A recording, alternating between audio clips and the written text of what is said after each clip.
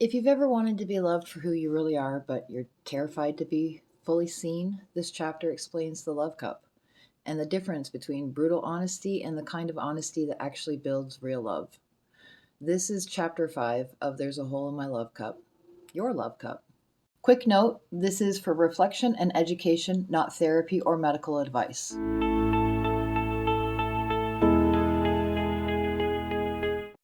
Chapter 5, Your Love Cup. In my last book on relationships infidelity, I discussed a concept that has been a part of my pastoral work and spiritual counseling work for decades. It springs out of the propensity and even pride that some people have for being brutally honest. I'm not a fan of brutal honesty, and I'm not a fan of brutal anything unless it is a last resort. Yet, so many people consider it some sort of virtue to be so with others, even if they can't be with themselves. I have found through my mistakes in life that being brutally honest is never anything more than telling other people what is wrong with them. But that's easy. It's easy to go around callously pointing out everything that is wrong with everyone else and what they should do differently. Far more difficult is to find and focus on the good in others, even when others can only see the bad in themselves. But this chapter isn't for turning the brutal honesty into the let's be positive crowd, though I'm quite a fan of that crowd much of the time. Rather, what I have found is that, generally speaking, brutal honesty only fractures relationships and creates fissures, widening to impasses between people. Brutal honesty is condescending and hurtful. It is to see yourself as above someone else and to see others as in need of your infinite wisdom. It doesn't bring people together, but breeds underlying resentment and bitterness, and rightfully so. It is so increasingly easy to default to put downs and name calling. The most difficult act in a relationship is to encourage in what I call radical honesty. Radical honesty means to reveal to someone you love or care about your fears, your dreams, and the parts of yourself that you're not proud of, and the parts you are certain you will be rejected for. And there ain't nothing more terrifying than that, to reveal to another person, particularly somebody you want to keep, your real truth is life's scariest venture. And it is that precise fear that is at the heart of nearly all depression and anxiety, and why many people turn to brutal honesty instead.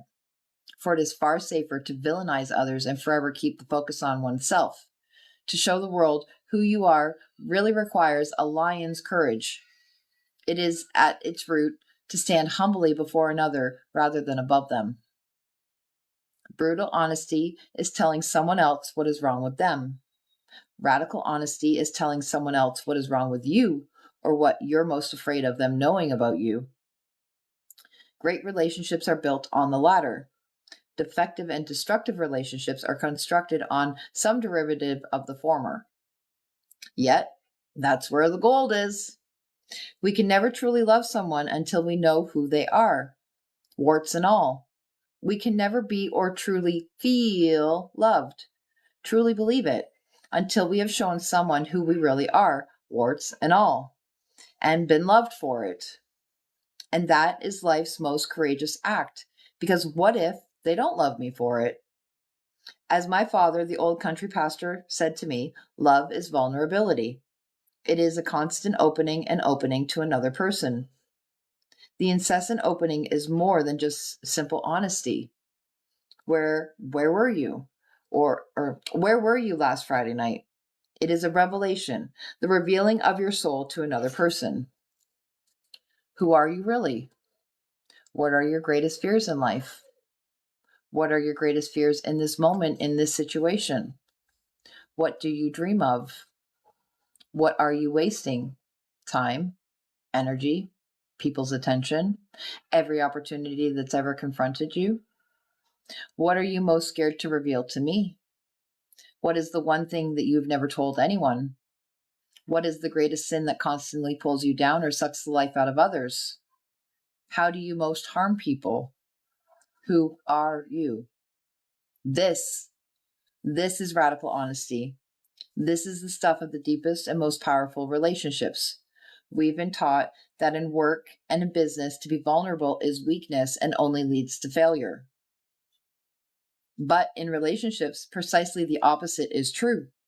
Relationship success demands vulnerability. It demands the revealing of self, and nothing could be more terrifying. I could not even begin to count the number of female clients who have said to me, "Sven, I just want to be loved for who I am." To which I invariably respond, "How the heck can anybody love you for who you really are if you don't show them who you really are?" One requires the other. Radical honesty. Of course, if you feel like you can't because you don't trust him or her, you have to ask yourself the hard question. Is your fear of him or her hurting you based on his having hurt you in the past, or is it based on your past before him, or having been hurt by previous loves or your family and or friends? If he has hurt you and you know he will likely hurt you again, then you have to ask yourself the question, why the heck are you even in the relationship at all? If it's not him or anything that he has done, but it is your own fear that keeps you from opening up, then a serious dose of radical honesty is precisely what you most need. For you are holding yourself back and your relationship back. You are doing it because of your terrifying fear of being seen for who you really are. I have countless clients who have spent their entire lives flying below the radar, doing only the bare minimums, doing everything in their power to never stick out or never have their head above the crowd, for fear of it getting chopped off, so to speak. Employing all of their effort to not be seen. They grew up being taught, likely by their parents, that to be seen brings criticism and disappointment, pain, or even death. Far easier to be rejected or criticized for a fake version of myself than to be criticized or rejected for showing the real me. But it is better to fly below the radar altogether. And so they were mediocre in all the things, never fully exerting themselves, never revealing what they truly wanted, never admitting to having aspirations, and never doing anything that might draw attention to themselves. And so they come to later in life with boatloads of regret and seem to be forever looking backwards. Why? Attention brings pain. To be seen means to be criticized, and that just hurts too much. It is far easier and far less painful to be brutally honest than radically honest. Far easier to keep the focus on other people and to always make them the bad guy or the inept one when things aren't going well or when you're unhappy.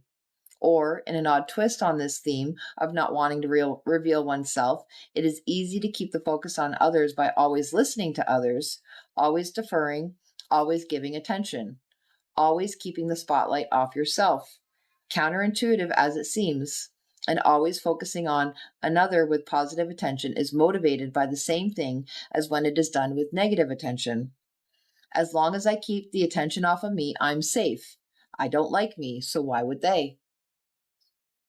As long as everything, good and bad, is outside of you, you never have to take responsibility for who you really are. You never have to own your truth. You never have to become an honest and real member of the human race. Mostly, you never have to either look at your truth or reveal your truth and be seen for who you really are. Admitting that you are good and admitting your flaws and warts too, no matter what anyone else says. It is easier to be a bully in a relationship by keeping the focus on the other person's failings, easier to take advantage of someone else's openness and graciousness, and easier to use people. And it is easier to always give and again, always keep the light off of yourself. Speaking the truth in love, the Christian apostle Paul, it is easy to always speak the truth and be harsh. It is easy to always be cuddly and speak love. It is far more difficult to speak truth. It is far more difficult to speak truth and love simultaneously, to set occasional hard truths within a greater ongoing context of appreciation and positive attention.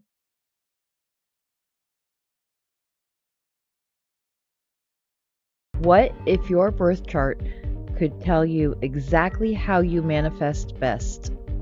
You've got air, water, fire, and earth in your chart, but how you work with them, That's where the real magic is. Welcome to your elemental magic reading, a reading that's part astrology, part ritual science, and all you. I'm not just reading your chart, I'm decoding how you move energy from the idea to the emotion to the action to the result.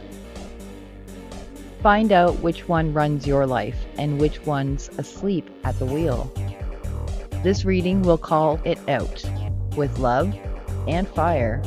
Rituals customized to your energy, not some copy-paste Pinterest witchcraft. Want to know how you have magic? This elemental magic reading isn't just a vibe. It's the first key into the vault of the alchemist laboratory.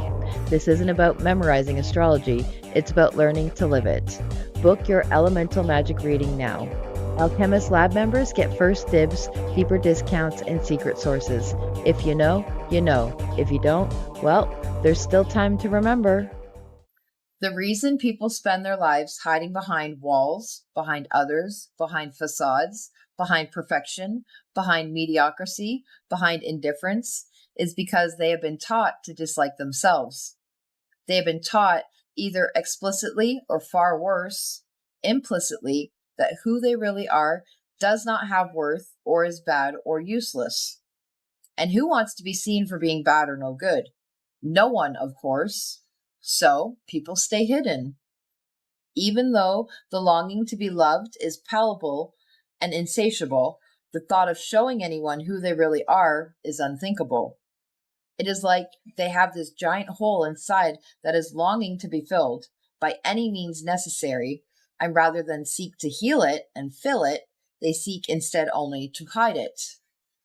And this is where we get into the realm of spirituality. When we start talking about the hole deep inside, that pain, that longing, that seemingly incurable ache of the soul, it has been said by mystics and theologians past that we have a God-sized hole inside of us that no amount of addictions or compulsions can fill. Yet, we long to be filled. And so we spend our lives running away from the pain, running about feverishly like a squirrel gathering nuts to find love anywhere or to find temporary fixes to make that pain of emptiness go away, at least for a moment. Yet the filling of that hole is a task only for the spirit of the universe. However you may define it, only the true calling of the soul can fill that hole. And truth be told, it was full before you were born. You were born and created whole. You were created with the coding of your wholeness written on the computer chip of your soul. See chapter 22. Emptiness comes from the deviation from your original coding. Wholeness returns simply by having the courage to re-become who the heck you were put on this earth to be. To fulfill God's purpose for your life, you have only the task of becoming your truest self. You were made brilliant, original, on fire, and having incredible authenticity to bring to life.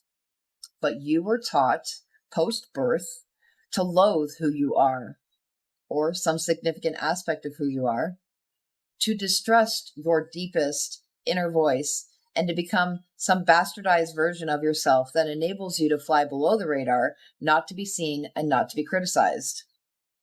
And that is neither God's purpose, nor is it any recipe whatsoever for happiness. Not lasting happiness, and certainly not any version of inner peace or clarity of purpose. As long as you ignore that God voice in the depths of your soul, where the God voice and your own voice fuse and are indistinguishable, you simply cannot have peace or joy, purpose, or any true power. For you are an existence then rooted in and driven by fear, not self-love and not God-love. Fear is, by definition, a state of weakness. Thus, living in and being driven by fear is to attack life not from a position of strength, but weakness. That never ends well. You are, by definition, a disunion with the spirit of the spirit of the universe and all life. For you have rejected the one and only life most entrusted to your care. Far easier to just tell everyone else how to live and run your children's lives and dominate or be a servant to those around you than to actually live your own doggone life authentically, isn't it? But radical honesty calls for something much different. It calls for revelation. It calls for opening great relationships, not the least of which is your relationship with your own self, are built on great acts of courage, great acts of revelation, and great acts of trust. Do you have the courage to finally acknowledge your truths? Be, say, do, have, believe, and become who you really were made to be, and radically reveal your truth to those whom you love? The love cup.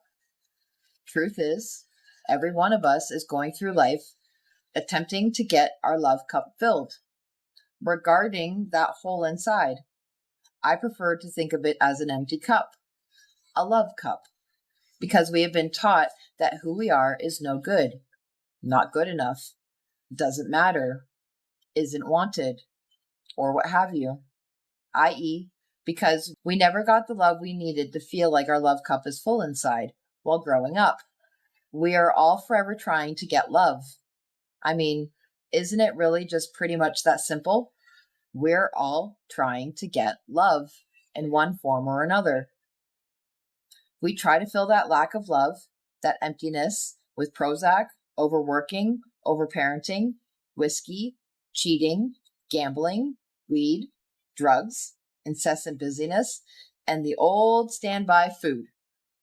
Filling, filling, filling, running, running, running, and all because that giant empty love cup inside. We each have a love cup we're carrying around through life, and we're each trying to get our love cup filled. It's that massive part of our existence that is underneath everything else we do. Sadly, we contort ourselves in all manners and directions to get it filled. No matter who we are, every person is trying to get their love cup filled. The love cup is nothing more than a simple metaphor for understanding the needs of the soul, specifically the colossal human need to feel loved, and then meeting those needs. It is the grand spiritual endeavor of life. We are created to feel full, to receive love, to be able to hold the love inside, and also to be giving instruments of God's love in the world. Yet, empty is where we find ourselves at some point in life, or for a long stretch, perhaps, for as long as we can remember. The love cup is bone dry. We can't seem to get filled, because to get the love cup filled, love that lasts, rather than temporary splashes of love that evaporate as soon as they come, demands being loved for who you really are. Filling the cup only comes from discovering and revealing to the world who you really are. Radical honesty, both with yourself and with life. And that only comes from actually loving who you are. Believing in yourself enough to be seen. Ain't nobody gonna truly fall in love with you until you fall in love with you. That's a fact. The 3 missing love languages.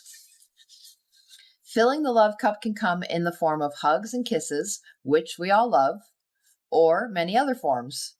Back in 1995, Gary Chapman wrote the international best-selling book, The 5 Love Languages, which discusses the notion that love in relationships comes in 5 basic categories: words, touch, quality time, acts of service, and gifts. For Chapman, each person in a relationship has a way or ways that he or she most likes to receive love, as well as ways he most naturally gives love or was taught to give love growing up.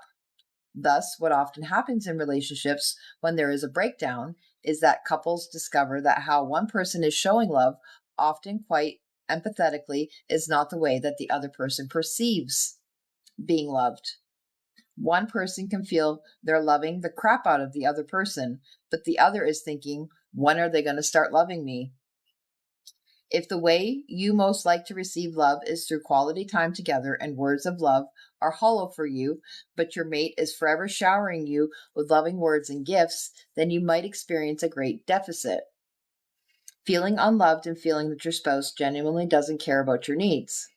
I have used Chapman's model in my work with couples and am a big believer in the basic set of love languages and his book. However, over time, my 89-year-old mother and I, who have both done a great deal of spiritual counseling, believe there are three more whoppers to showing love. The first, and perhaps the biggest, is showing someone else your real truth, telling them who you really are, including your truest fears, dreams, failures, and history. Radical honesty.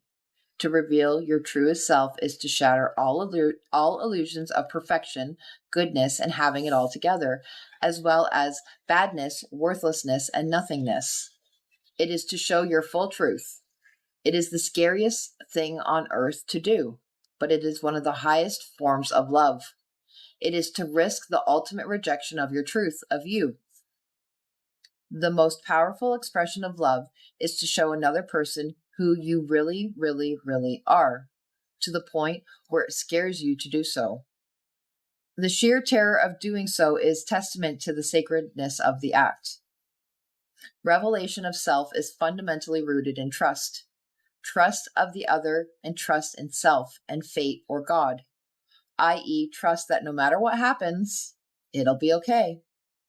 To be able to trust is a higher state of existence, a life that is no longer intimidated by the monster of fear. To share the scariest parts of yourself with someone, when we almost never share those parts with anyone else, is to say, you are different. You are very special to me. And that is a very powerful statement of love. It is the most powerful.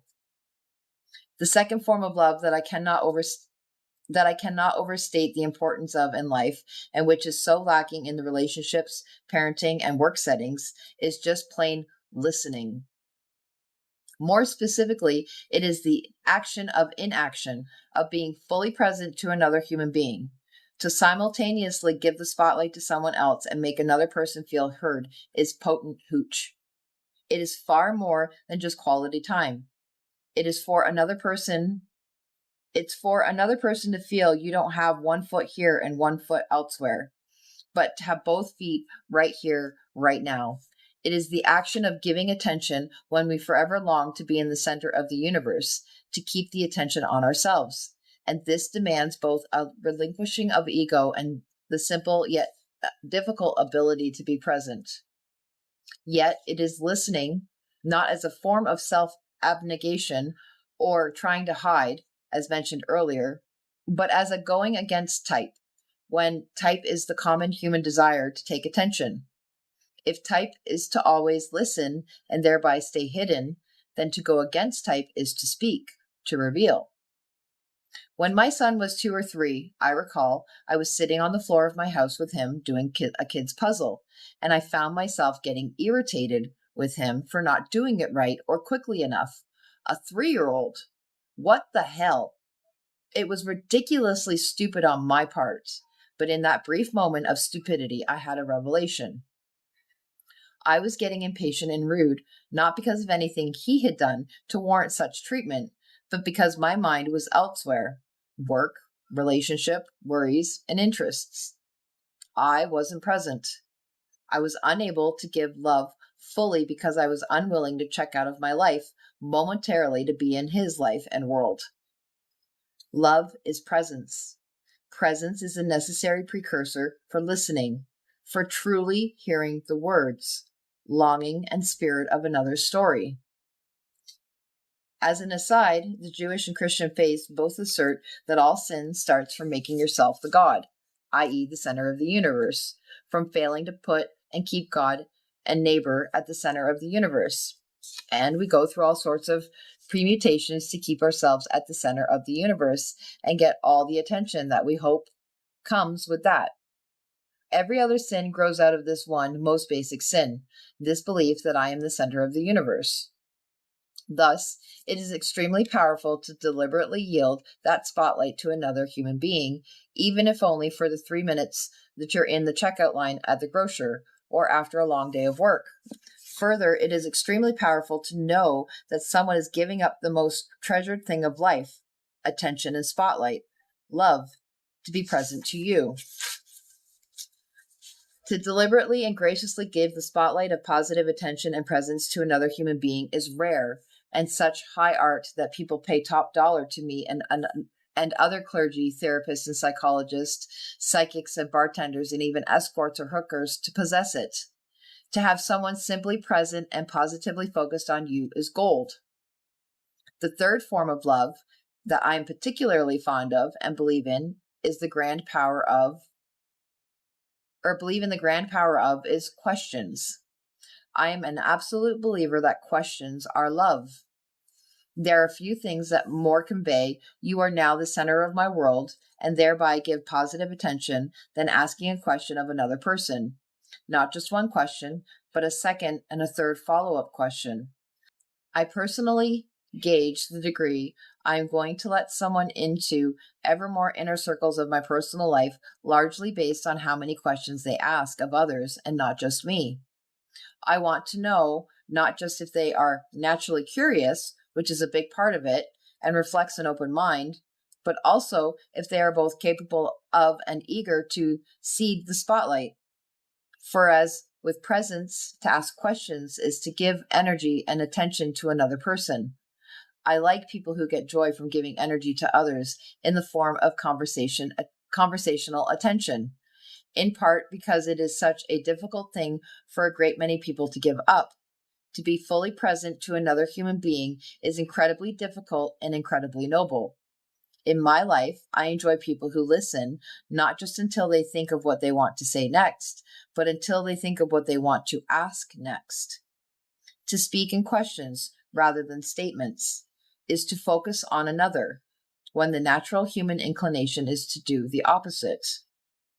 But to couple that temporary removal of self from the center of the universe with the actual ability to make someone else feel heard, genuinely listened to, is an experience we all seek and one missing from far too many childhoods. Children, especially teenagers, so want to feel heard and allowed to speak their budding truth without fear of judgment and thus experience being tactically approved of. And the lack of this love method, as well as the two prior, lead to more adult problems than anything else. How the love cup really gets filled. Whichever forms the love may take, we're all trying to get love from others. Yet, one of the grand goals of life, of the spiritual path, is to begin to get that love from yourself, to learn how to fill your own love cup. We get to this in later chapters. However, for now, it is important to understand the simple concept that so much, if not all, of our lives is mighty. However, for now, it is important to understand the simple concept that so much, if not all, of our lives is the mighty endeavor to get our love cup filled. However, love is such an overused word and often becomes a bit fuzzy and complicated in its meanings and interpretations, much like the word God. Therefore, staying with that notion of attention, I have found that the easiest way to understand love, at least regarding the love cup, is to think of it simply as positive attention. Anything that is experienced as positive attention fills the love cup. Again, positive attention can come in many forms. Chapman's 5 languages of love, my 3 languages, listening, presence, radical honesty, revealing of self, and questions. There are also other ways of thinking about positive attention: validation, approval, security, comfort, kindness, hugs, actions of support and service, and so on. The pouring of love into the love cup is a wonderful experience. It feels good to have the love from another coming into us, and it also feels great to pour the love from our own cup into that of another.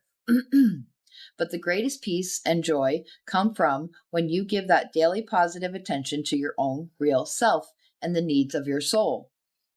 Nothing heals and fills the love cup faster and more enduringly than giving energy in the form of positive attention to your true self, which is the very thing you've been taught is unworthy of love, positive attention, and energy. Song recommendation. 1. A great song for you to listen to closely is Secrets by One Republic. It is so perfect a song for this topic of opening your heart and revealing your real truth, not just to others, but your own self, opening the possibility of getting your love cup filled, both by yourself and others. And the second song I commend to your listening pleasure and personal growth is Come Talk to Me by Peter Gabriel. Take a moment to notice what stirred for you as you listened. You don't need to fix it or understand it yet. If this resonated, please like the video, subscribe to the channel, and leave a comment. I'd love to hear what stood out for you. You can also find the full series and my work linked below.